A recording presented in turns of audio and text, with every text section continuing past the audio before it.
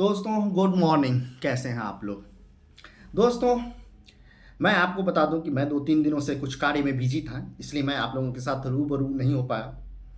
और मार्केट कल ओपन हुई एक अच्छे वीकेंड के बाद, और अच्छा वीकेंड रहा हमारा।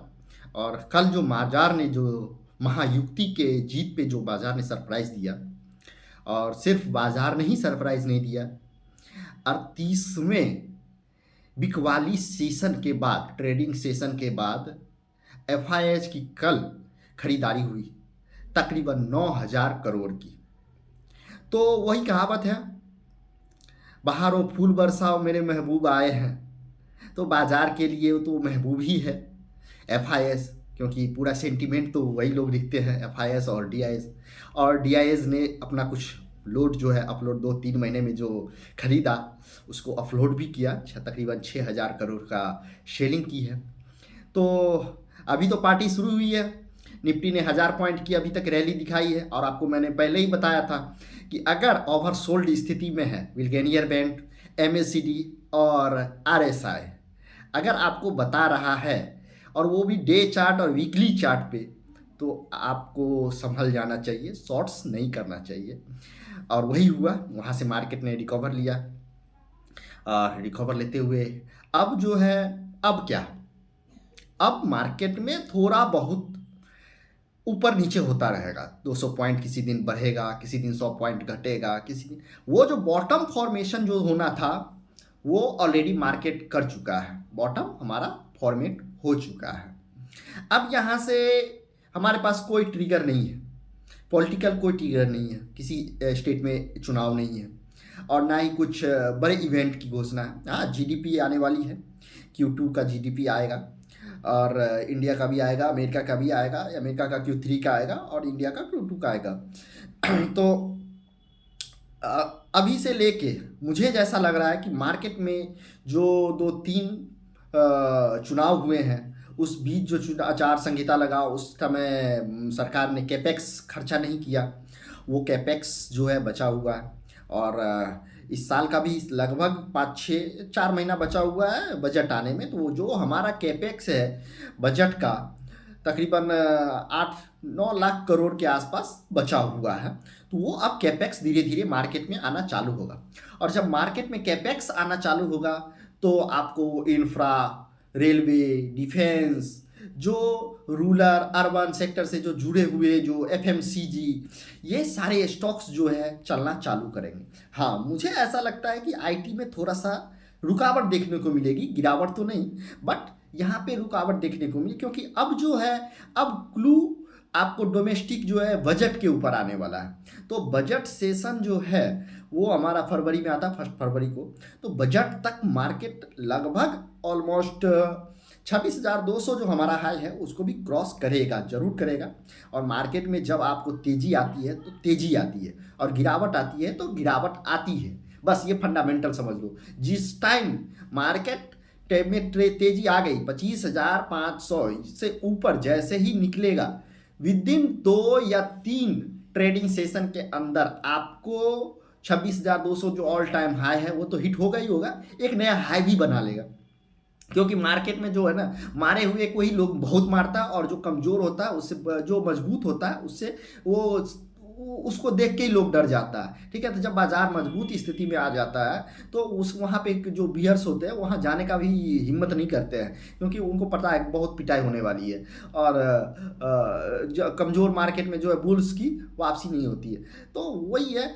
और जहाँ तक मुझे ऐसा लगता है कि अभी सो हमारा फोकस देने वाला जो सेक्टर होगा, रेलवे, डिफेंस, आपको क्या कहते हैं, सोलार से रिलेटेड, उसके बाद शिपिंग कॉरपोरेशन, शिपिंग से रिलेटेड आपको, उसके बाद एक और सेक्टर जो है एग्रीकल्चर से रिलेटेड जो भी है, एग्रीकल्चर से रिलेटेड आपको जैसे ट्रैक्टर कंपनी हो गई, टायर कंपनी हो गई, उसके बाद आपको केमिकल कंपनी हो गई, एग्री रिलेटेड कंपनी जो है, आपको उन सब स्टॉक्स में सेक्टर का जो एक मजबूत जो फंडामेंटल जो स्टॉक्स है, मजबूत जो सबसे ज़्यादा हाई वोलेटाइल वाला जो स्टॉक होता है, हाई वॉल्यूम वाला स्टॉक होता है, आपको उसमें एज ए पोजीशन बनाना चाहिए। और बैंकिंग, पीएसयू बैंक्स मुझे ऐसा लगता है 5-6 महीने 7 महीने से जो अंडर परफॉर्मेंस कर रहा, मे भी हो सकता है इस रैली में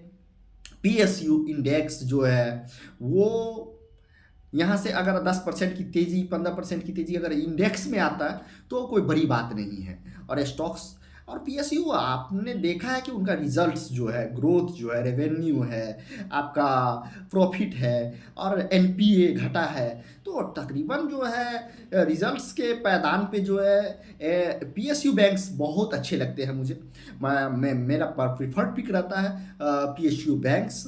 अभी मेरे पास जो है पीएसयू बैंक्स तकरीबन बैंक ऑफ बड़ौदा है, यूको बैंक है मेरे पास, उसके बाद आपको यूनियन बैंक है और एक और बैंक है सेंट्रल बैंक। कल आपने देखा ही सेंट्रल बैंक में थोड़ा सा मार्केट को पुश मिला और सेंट्रल बैंक 8-9% भाग गया।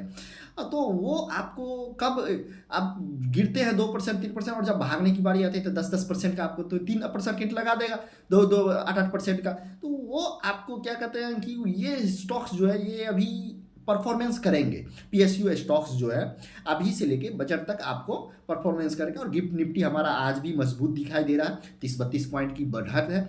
और पिछला मार्केट जो डाउ फ्यूचर और नेस्डेक है मजबूत बंद हुआ, बहुत मजबूत बंद हुआ। यूएस में तो लगातार कंटिन्यूअस मार्केट हाई रिकॉर्ड लगाए हुए।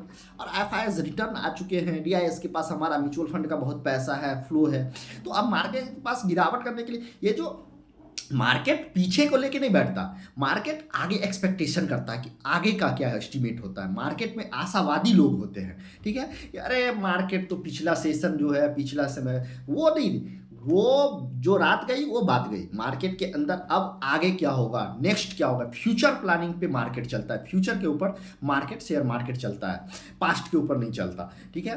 तो आप सभी लोग जो भी शेयर मार्केट में इंटरेस्ट रखते हैं, तो आज का मार्केट अच्छा मार्केट आज रहेगा, इसमें कोई नहीं है। और बहुत जल्द हम लोग रिकॉर्ड हाई पे भी जाएंगे।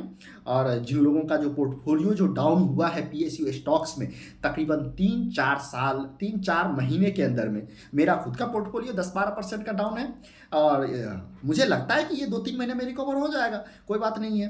तो आपका पोर्टफोलियो डाउन होना, वहाँ से भी आपको एक अच्छी सीख मिलती है कि आप पूरा का पूरा पैसा पीएसयू में भी ना लगाएं। आप एक डाइवर्सिफाइड पोर्टफोलियो, कम से कम म्यूचुअल फंड क्यों, mutual fund small cap fund है, किसी भी म्यूचुअल फंड जो होता है आप उसका पोर्टफोलियो आप देख लीजिए 50-60 स्टॉक से ऊपर ही है। स्मॉल कैप में तो 200 स्टॉक्स रखे हुआ है। कोई स्मॉल कैप फंड है जिसमें 250, 300, 400 स्टॉक्स है। 1 रुपया 2 रुपया 3 रुपया करके वो अलॉटमेंट करते हैं हर स्टॉक पे। तो वो आपका डाइवर्सिफाइड होना बहुत ज़रूरी है, ताकि पीएसयू नहीं चला तो हमारा पब्लिक सेक्टर चलेगा, प्राइवेट सेक्टर चलेगा, प्राइवेट सेक्टर नहीं चला तो एमएनसी सेक्टर चलेगा, रेलवे नहीं चला डिफेंस चलेगा, डिफेंस नहीं चला ऑटो चलेगा, ऑटो नहीं चला प्राइवेट बैंक चलेगा, प्राइवेट बैंक नहीं चला केमिकल चलेगा, केमिकल नहीं चला तो आपका मेटल्स चलेगा, तो एफएमसीजी चलेगा। जब बाजार में गिरावट आएगी, बाजार कमजोर होगा तो फार्मा और एफएमसीजी चलेगा, जो हमारा सेफ इंडेक्स माना जाता है। जब बाजार में गिरावट आती है तो फार्मा और एफएमसीजी में ज़्यादा गिरावट नहीं होती, उसको जो है सेफ इंडेक्स माना जाता है। और उसको ऐसे आप बोल सकते हैं कि वो गिरावट में जो है वो एक तरह से रुकावट का काम करता है कि आपका पोर्टफोलियो ज़्यादा तेज़ी से गिरने नहीं देता है। वो डिफेंसिव स्टॉक होता है, डिफेंसिव स्टॉक बोला जाता है। तो आपका हर स्टॉक में, हर सेक्टर में थोड़ा थोड़ा एलोकेशन होना चाहिए। तो आपको हर दिन बाजार जो है ना, वो आपको हर समय हर टाइम कुछ ना कुछ आपको सिखाता है। और वो जो सिखाता है आप उसको नोट डाउन करना है कॉपी के ऊपर। और वो कॉपी के ऊपर कम से कम एटलीस्ट जब बाजार बंद होती है तो आपको एक बार उसको देखना है कि ये क्या पिछला जो है हमारा पिछला गलती क्या है, तो और हम इसमें क्या इम्प्रूवमेंट कर सकते हैं। और जो इस चीज़ को, जो अपने लॉस को भी लिखता रहा, प्रॉफिट को लिखता रहा, अपनी गलतियों को लिखता रहा, अपने सारा चीज़ वही सक्सेस करता है शेयर मार्केट में। शेयर मार्केट में पढ़ लेने से, किताब पढ़ लेने से और ये पढ़ लेने से नहीं होता। शेयर मार्केट जो है घाटा लगा तो वो शेयर मार्केट का आपका एडुकेशनल फीस था, और मुनाफा हुआ तो आपको रिवॉर्ड मिला, सैलरी मिला, वो आप समझते। लेकिन हाँ, वो जो फीस जो है वो ज़्यादा नहीं देना है, बहुत कम मात्रा में देना होता है। कुछ लोग तो देते ही नहीं हैं, वो देखते हैं कि भाई देंगे देंगे देंगे देंगे देंगे, लेकिन वो फिर देते नहीं है, चले जाते हैं। कैसे? जब वो घाटे में रहता है। और जिन लोगों ने प्रॉफिट बुक कर लेते हैं, वो लॉस बुक करते हैं, वो शेयर मार्केट को फीस देते हैं। तो मेरा कहना है कि आप लोग बने रहें, डरने की कोई बात नहीं है। मार्केट में आएगी तेजी और हम लोग फिर से नए रिकॉर्ड हाई की तरफ जाएंगे। थैंक यू, धन्यवाद। और इसी तरह आपका मेरा चैनल सब्सक्राइब कीजिए, लाइक कीजिए, कमेंट कीजिए। आप लोग सिर्फ वीडियो देखते हैं, सब्सक्राइब नहीं करते हैं, ये गलत बात है। ठीक है, थैंक यू, ओके।